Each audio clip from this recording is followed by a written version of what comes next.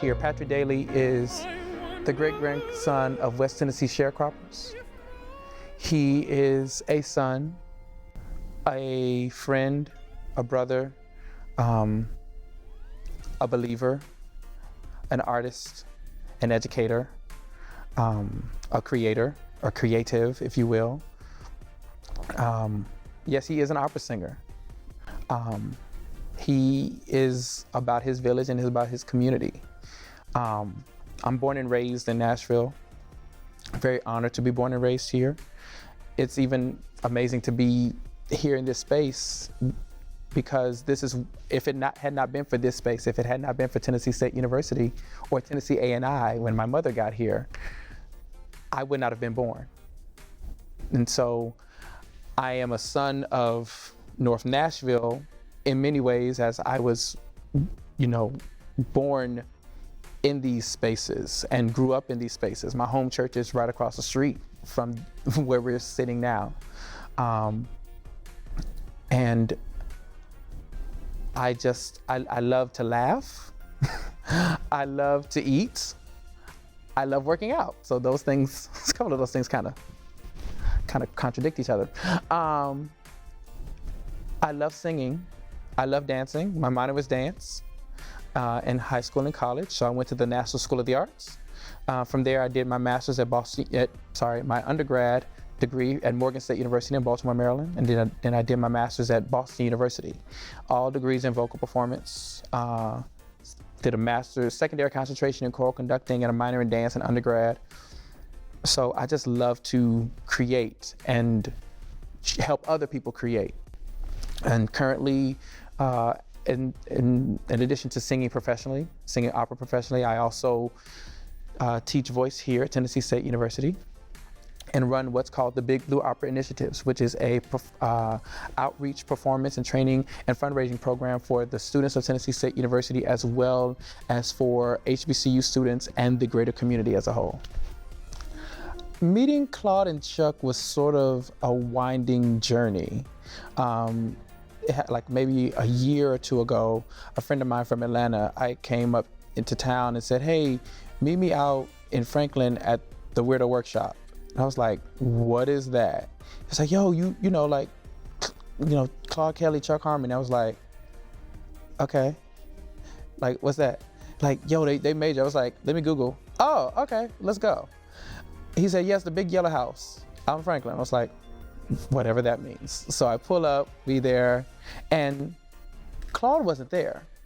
However, we came through, Mike was around, like the couple of the Shindellas were around, and we just kicked it with Chuck upstairs and talked about life, talked about community, talked about, music and art. And it was just like a very chill environment. Came downstairs and, created something that's on that vision board and, got to just get a vibe of what happens at the workshop. And it was all well and good. Like, then moving on from there, Ike was having an event for Black Music Month in town. He asked me to open it up, to sing something for it. And the guys were being honored. The guys heard me and were like, yo, we need to talk. And so, like, yo, let's talk. We went and talked and went by the house, went back to the big yellow house again, sitting there talking and engaging, again, talking mostly about life, talking mostly about art, talking mostly about community and visions and future. And then from there, the conversation shifted towards, well, hey, we got this idea. It's like, you want to do it? I'm down to do anything. I'm a singer, I'm an artist. I want to create with other great people. And they were like, hey, do you know some other people that can sing? I was like, yeah, I got all my friends are singers. We just developed a friendship and a relationship that is so about the art, that is so about community, that is so about others, that, I felt instantly really bonded and connected to these guys from that point on. The W Crim Singers, AKA Wakanda Corral, that's my family. That's my village. They do wrap me up in a blanket. They our community. They are love for me. They're nothing more than just a group of friends, people that I've known, some from high school, some through professional living, just moving back to Nashville, just people that I'm connected to, that I love dearly, and that don't mind going on crazy rides every now and again. And the way that they ride for me is how we ride for each other. I ride for them in the same way. If anybody needs me, I'm there just like they would be for me. And so I'm so grateful to be with my village. I mean, we came together sort of in a haphazard way. You know, it's all because so much of this is about community. So my high school voice teacher, Mr. William G. Krim, asked me to put together a choral ensemble for his Freedom School presentations at one of the local United Methodist churches last summer. And he said, just pull some singers. And I said, sure. So I pulled people from my high school, from National School of the Arts, people that, you know, went to Tennessee State, and people that went to Fisk, and people who I just knew from singing around. Come sing this. I know you may not do this anymore, or you do this regularly, but just come and have a good time. He told us to do it. He said, show up, and they can wear all black or wear some African print because it's sort of an African themed occasion. All right. We get in there, and the theme is Black Panther Wakanda. And I said, oh, this is funny. Ha ha ha. We're all in a Facebook group chat, just chatting away. One of my friends was like, so what is this, the Wakanda Choir? Just next to me. And I changed the title of the group chat to Wakanda Chorale. And everybody just was like, Pat, you're stupid. I was like, I know, it's funny. We took a picture at the end, and one of my big mouth friends said, oh my God, we should do this again. And I was like, okay, I guess. I'm thinking this is one and done. But after that, soon after that, that's when we had a meeting. I had a meeting rather with Chuck and Claude, and we're like, hey, we got this idea. You know some people? And I was like, well, turns out I do. And that kind of is the beginning in many ways of us coming together as a larger aggregation as the W. Krim Singers, named in honor of my high school voice teacher, William G. Krim, AKA Wakanda Chorale. Going into the studio was really, it was a real honor. I always feel very honored to go into any studio, into any performance space, you know? And so being at a studio in Nashville, like the Nashville House of Blues, was really dope. To be there again with my family, with my village, I automatically just felt connected and at home. We came in, we just sat around, sat upstairs in the lounge, talked a little bit. Usually also on show days, recording days, I'm a little manic if I'm in charge of anything, but fortunately my family knows how to keep me calm. I'm running around like, hey, you guys, just want to make sure you're all here. Everything's good. But again, they kept me together. We went through, we had a rehearsal with the guys, sang through some of everything. They sound great. I ended up having to conduct that rehearsal too. And I didn't really intend to initially, but that was really cool too, because that was my first time conducting in a session. And it gave me a great opportunity to kind of feel like I was one of the greats, conducting a wonderful ensemble in a wonderful studio space. And then on the other side, being able to go into the booth with the guys, you know, and articulate things to my singers. It was like, okay, this is the next step. This is another step that I didn't necessarily think was an option for me, you know, as an opera singer, to do conducting, to do, to lead, to, you know, help dictate what needs to be done for great singers within a studio setting. So it was a great learning experience and a pleasure and honor and joy, for real. To sort of borrow, paraphrase and rephrase, how do I do what I do? I use that and I pull from what Mr. Dailey calls, what Mr. Alvin Ailey would call his blood memories. Feeling very connected to ancestry, to history, to family and community.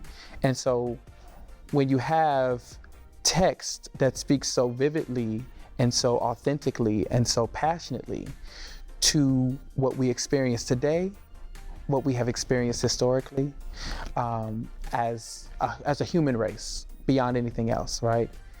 You have no choice but to sit in that.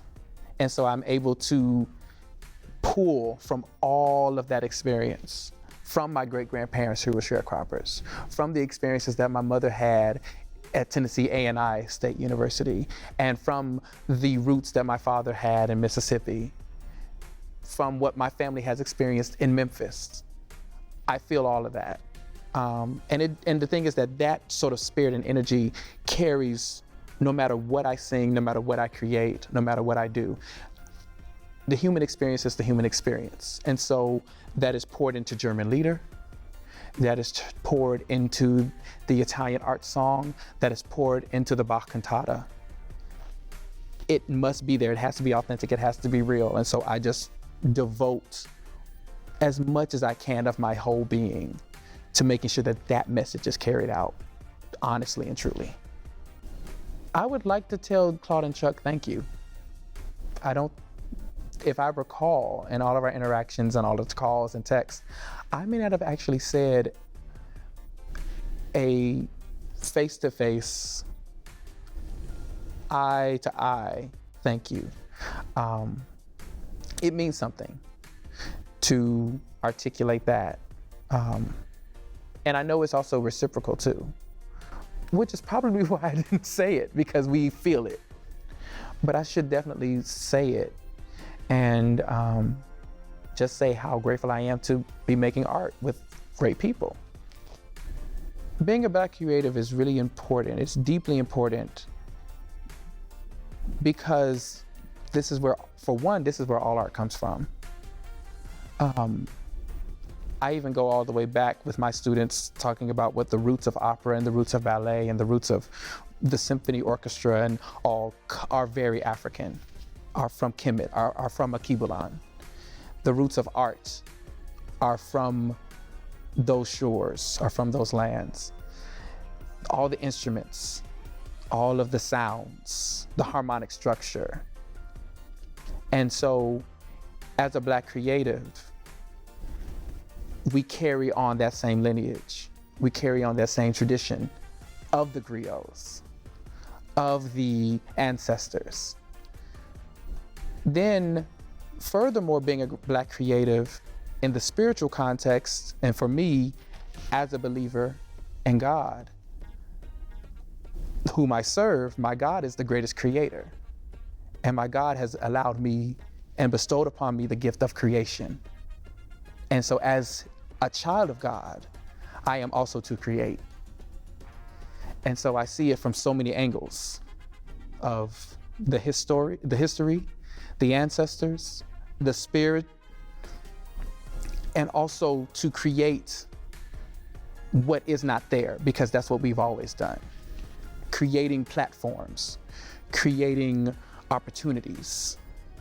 Yes, we can create stages, but we can also create new mechanisms, new media, new mediums for things to prosper and for community and our families to flourish. The one thing I would want people to take away from this album is authenticity. Doing what you believe in and never wavering from that.